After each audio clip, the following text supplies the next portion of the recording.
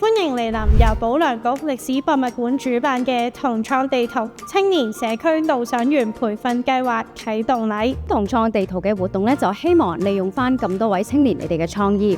去設計全新銅鑼灣區嘅遊覽路線，將佢咧結集成地圖出版，同埋咧拍成短片。咁我哋希望咧之後可以同香港嘅市民啦，甚至係嚟自全世界各地嘅旅客去分享嘅。希望咧講好呢個銅鑼灣區嘅故事。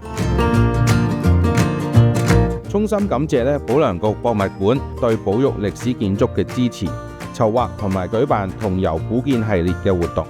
亦都感謝一眾導師用心傳授寶貴嘅知識同埋經驗，裝備我哋嘅年輕一代成為保育歷史建築嘅生力軍。同創地圖青年社區導賞員培訓計劃正式啟動。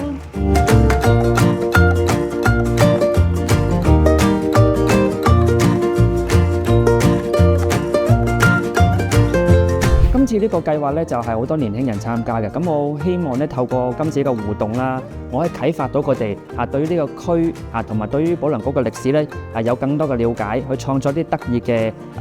活動內容。我覺得盡情享受咯，即係唔好當佢係一個功課咁做啦。最緊要係做完之後，你會發現你中意呢個地方更加多。借助今次嘅活動啦，希望年輕人佢去改變佢哋可能睇嘢嘅睇法啦，就係話係有啲嘢係可能係唔係佢哋心目中最想或者最中意嘅一樣嘢，但係其實原來背後咧都有機會可能改變到佢哋嘅一啲對新事物嘅睇法。同創地圖，yeah!